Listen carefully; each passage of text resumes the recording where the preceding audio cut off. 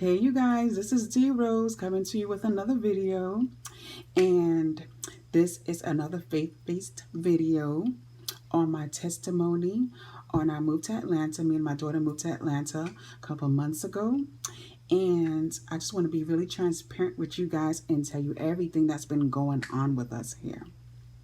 So for a long time, I've been wanting to move, been living in Florida for over 20 years, and I really hate it.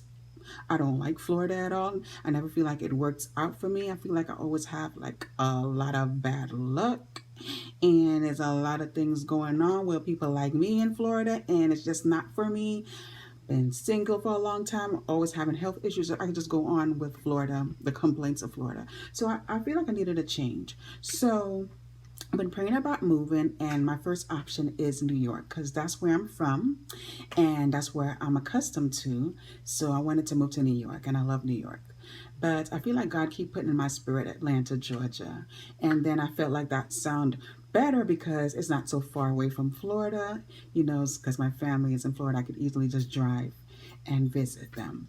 So I've been praying about, you know, exactly what I need to do. And then I would go to work and people would be talking about Atlanta, referring to me. And I would turn on the TV. They would be talking about Atlanta. I would get behind a car. Their license plate says Atlanta.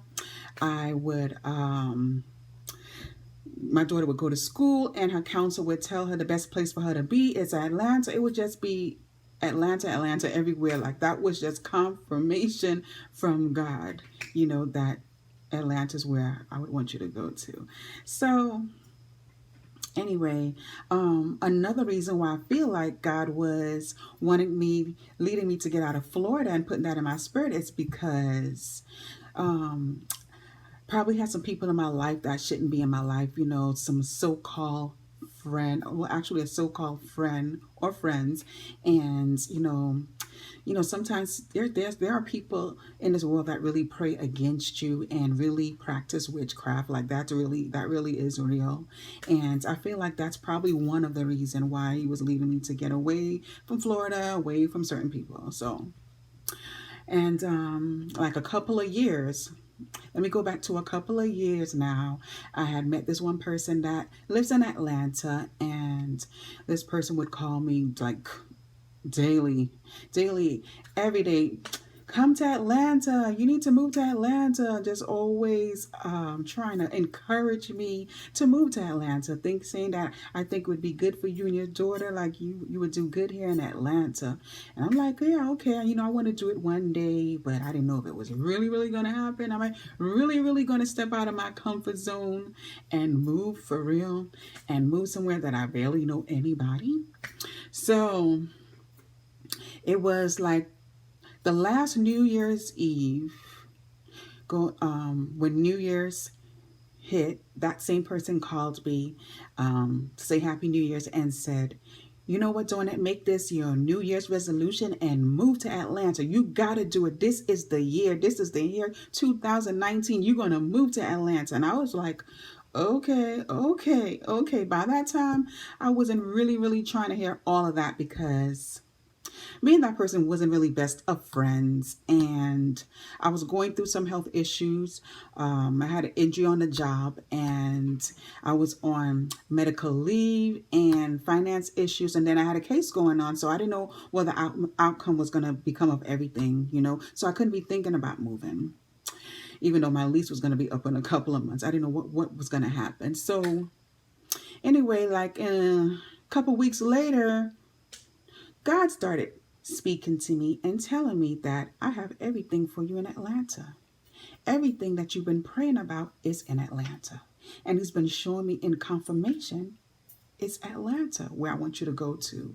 And God really speaks to us, you guys. He speaks to us in dreams, through the word, through people, audibly in so many different ways, put things in our spirit in so many different ways that he could speak to us. So yeah, I started getting really excited, and I was like on cloud nine with the things that he was saying that could happen for my life, and, you know, a big change in my life, and I really need that. So I was like, okay, I'm going to start doing research on places to go to. Start off with an apartment, and I was looking at this one apartment, and it looked nice and decent and affordable for me and my daughter. And I was like, okay, I'm gonna apply here. This is gonna be the place. Then all of a sudden, denied. Then I was having a hard time trying to get through with other places. And I was like, what is going on here? Atlanta seems to be hard to find a place, like it's overcrowded over there. And I was like second guessing the whole thing. Like, should I really move? Like, what's going on? Then I said, okay, let me try somewhere else. And then I tried somewhere else and I got through. And I'm like, okay, we're going to step out on faith and just do this. And like, I didn't even have a job or anything, and God is telling me to go. You know, I was scared to do it, scared to leave my family behind, but my daughter was like, if we don't do it now, when are we going to do it, Mom? And I was like, okay. So once we got on the road, our road trip to Atlanta, once I got here, I felt so good. The vibe felt different. I just felt so good about it. And then the apartment wasn't ready. So we had to stay in a hotel for a couple of weeks because it was like every day there was some issue why the apartment wasn't ready.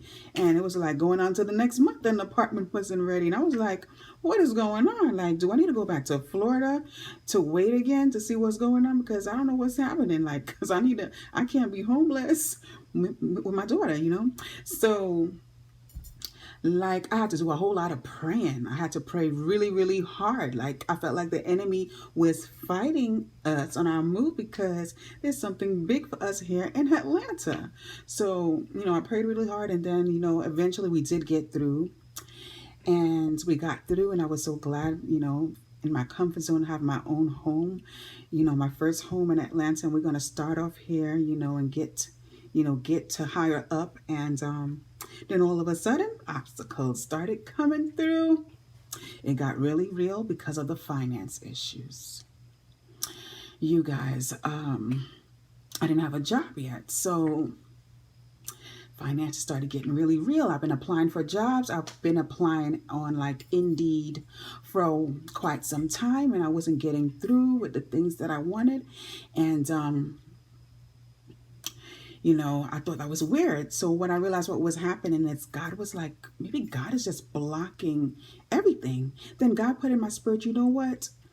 I'm wanting you to trust in me, watch me provide for you, and to take your faith to another level. And I was like, okay, I want to see how this is going to work. But I was scared. I wasn't really trying to hear all of that because I'm like, I'm not really risking doing that because I got bills to pay. I've never been in any kind of position where, you know, I'm scared of my rent not being paid and stuff like that. You know, I didn't want to risk all of that. So I was like out there on interviews, but everything was getting blocked. So I was just praying a whole lot. And then I remember I was ranting to this one girl that she's a YouTuber, and she was giving her testimony how God moved her to Atlanta. So I was telling her, you know what, similar things are happening to me here too. And she was like, you know what, I'm going to sow $100 to you. And I was like, really? Like, thank you. I appreciate it. I'm grateful. Like, thank you, God. I know that came from God. And so like a month later, I was in church and another person just wrote out a check for me out of the blue for $100. And I was like, thank you so much. I'm grateful. I appreciate it. I felt kind of bad taking money from people because that's not me. I don't like taking money from people like that. So I was like, okay, God is doing something here. And then 2 days later, the worst happened. The unthinkable happened to me. Like, it still makes me upset thinking about it because I was really feeling like it was still going to be like perfect and like I was going to experience the miracles now and everything. But the worst happened and I lost my vehicle. I lost my vehicle, you guys. I didn't have enough finances anymore to afford the vehicle. the monthly payments, and then my insurance went too high, you know. So I was devastated, and I was just like numb, like, what is going on here, God? What is going on? Where is the land of milk and honey? You know, I had to push through to pray and pray really hard, and started reading the Bible and studying the Bible even more. And that's something I never did before. I prayed a lot, but I never read the Bible. So, you know, I started studying the Bible a whole lot. And you know what I realized was going on? God got me here in the wilderness. In the wilderness, all by myself. Just me and my daughter. And I'm like, God, for real, why? Like, why? Like, left Orlando, was having a hard time in Orlando, and I came out here for a better life for us. Like, I was really expecting the land of milk and honey all laid out for me perfectly right away. But that he was like, no, it's not going to happen that way. So I was like, what am I going to do? I just got to try my best, you know. Keep on praying. And I talked to my brother, and I told him about the transportation issues. And he was like, you know what? I'm just going to send you $100. That should help you out with your Uber issues right now, for you to take Uber. And I was like, thank you. I appreciate it. You know, I appreciate it. So, and then all of a sudden, like, a shift happened. A shift happened where I was able to work, and I got this job. I was so glad and relieved I was able to get a job. But then the job was the lowest paying job ever in my adult years. The lowest paying job and the worst horrible job, the hardest working job. I had to work so hard for the lowest pay ever. I'm like, what is going on in this place? And then when it came for payday, these people didn't even pay me all of my money. So I was like, what is going on? Is this still the wilderness season? Because I thought it was like a shift. So I couldn't understand this, you know. So I was talking to one of my friends again, and my other friend that lives in Chicago, I decided to open up to him and tell him what was going on with me, and I was having such a hard time here in Atlanta. And he was like, you know what, Dawnette, I'm going to send you $100. I was like, okay. I was like, okay, thank you. I'm so grateful. I appreciate it. Like, these people don't even know that God is really using them, and they are going to be blessed tremendously, you know. And I was like, okay. And then that one friend, remember that one friend I told you about that I knew that lived in Atlanta? It's like all of a sudden he just disappeared on us. Like, I felt like he abandoned us, because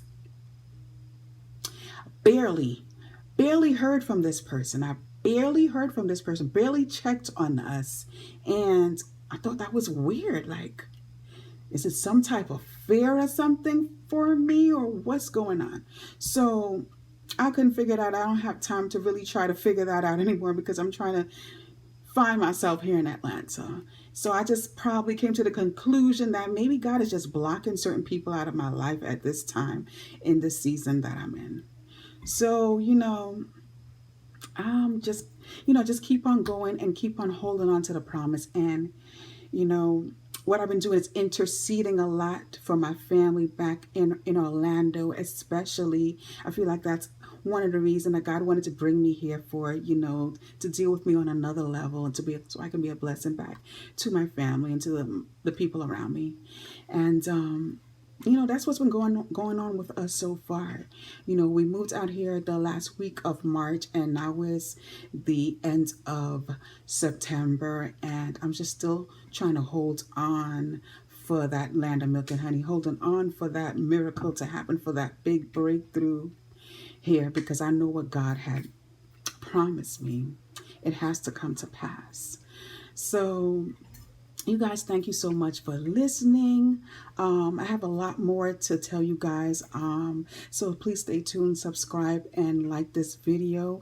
I want to talk about all what God has been doing with my health. I feel like my health has improved since I've been here. I've been off of a lot of my medication. I feel like my daughter has gotten better with a certain issue that she had. And you know, and I want to talk about that certain person too that I know in Atlanta. So, you know, stay tuned, and I thank you guys so much for watching, and stay blessed.